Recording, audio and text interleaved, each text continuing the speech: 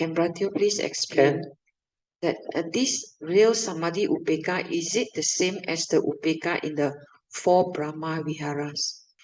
So I have earlier explained. So Upekkha got 2 types. Understand not?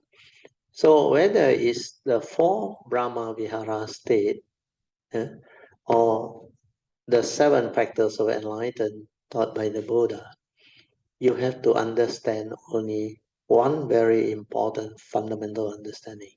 The 4 Brahma Vihara, that Upekkha, may be the mind that is unwavering, collected, understand, but not supported by wisdom.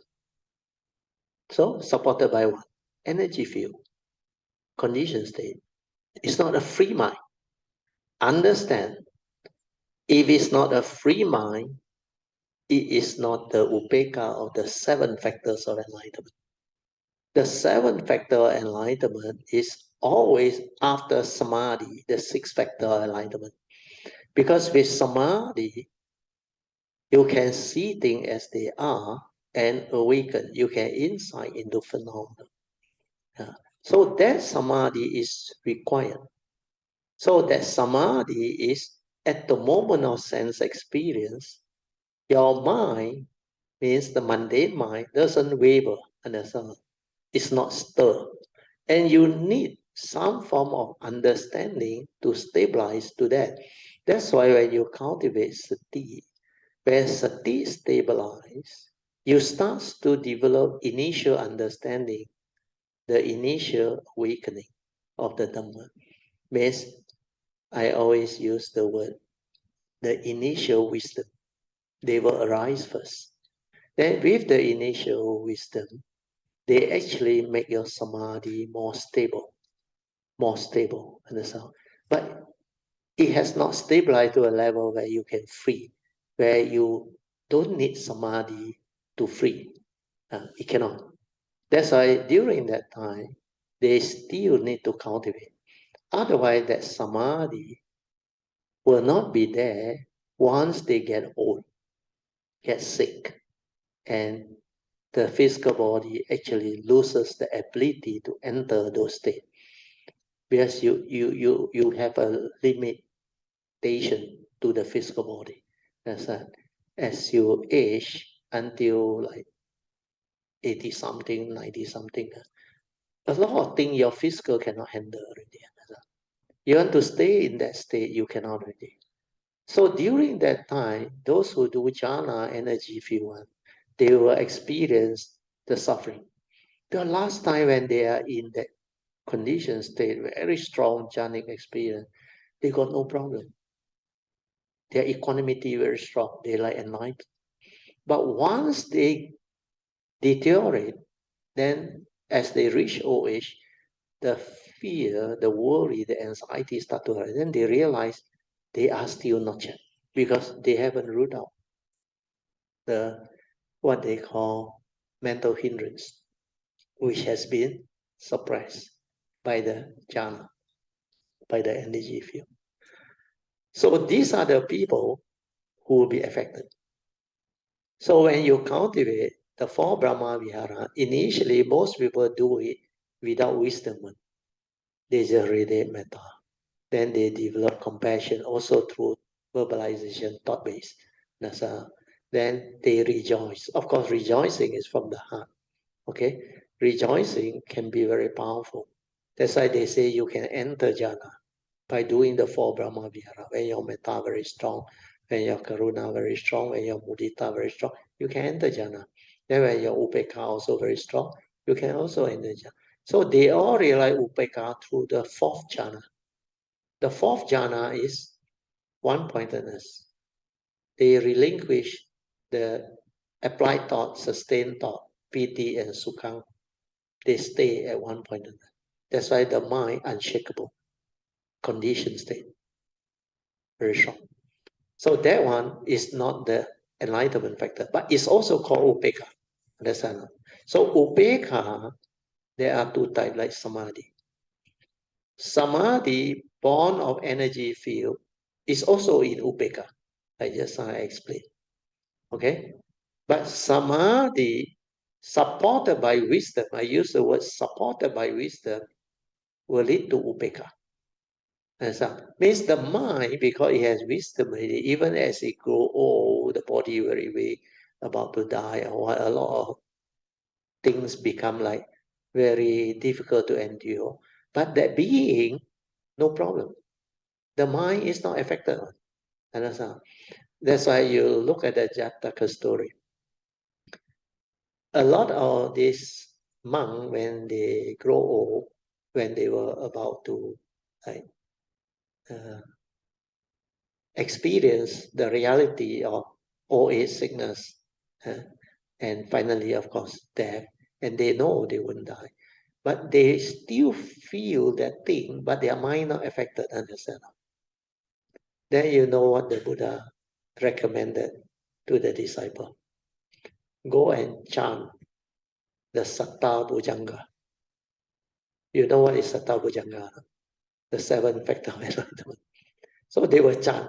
Once they chant, because they realize the enlightenment before, that joy will actually have overcome whatever like condition that make you feel. It's just like when you are enduring those state of mind, like I explained to you last time when I was sick. I like to find out. I like to investigate. I just find out. I endure. My mind is not affected at all. No matter how, it's not affected at all. But it still have to endure. Yeah. But if I don't want to endure, I go into the stillness. I relax, meditate, and I go into the stillness. Yeah. That is also one way. The other one is I contemplate the Dhamma. Yeah. Then that joy, that understanding will actually become very beautiful. Yeah. Then it become like more,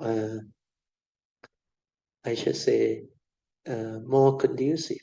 That's why what I would suggest is instead of chanting the Satta Bhujanga, because it's in Pali, and only cultivator all the way can have the understanding.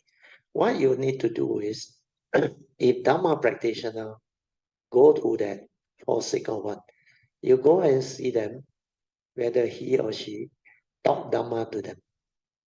They will recover. They become very different. Then they got a lot of joy, the energy all come back. Dhamma is the food for your physical. Understand? When there is Dhamma, the physical body become different. Because Dhamma can give rise to that type of what they call piti, that joy. It's an enlightenment factor. Then Dhamma will allow one to investigate, develop the joy, then experience the panya. Then all these are very conducive. Okay? So that question that you ask, after I explain, it will become clear. But what you need to understand is, at this moment when you ask, it's actually an academic question. Understand? Because you cannot understand yet until you go through. Yeah. Because you can see the two very different. When I remember in the uni, the first time I went there, the first night I went to Chief Reverend's talk, I came back, I sat, I don't know how to meditate. I went into it for 4 hours. After that, my mind has that equanimity, that strong energy, like the heart there, like a cylinder of energy. Nothing can move me. So I thought that was eternity.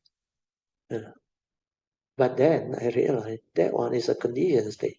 That's why later on in my cultivation, after I come out to work, then only I realize when I start to touch money, then I realize I still got desire and craving to do all this.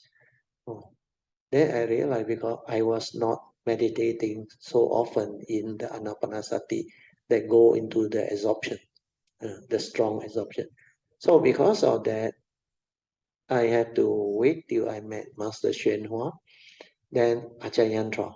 He was the one that repeated many times about mindfulness, sati. Then he said the highest meditation. We choose aware everything, every action, every movement in the present moment. The moment I heard that as the highest meditation, then I realized I have not done it. Yeah, I expect him to say something very fantastic, but it turned out so simple, so direct. And this is the highest meditation. Just imagine.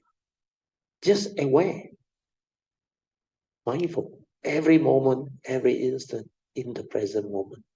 So simple, one sentence. Then I start to check. I hardly aware throughout the day, less than 5 minutes. Because what I did was, I checked with a free mind. I didn't go into anapanasati. If I go into anapana, I can hold that calmness, that concentration for the entire day if I want to, if I keep on doing anapanasati. But there is a condition state. There is apana samadhi, which I went in too deep when I was in the university. Especially the first year, second year, I meditate a lot.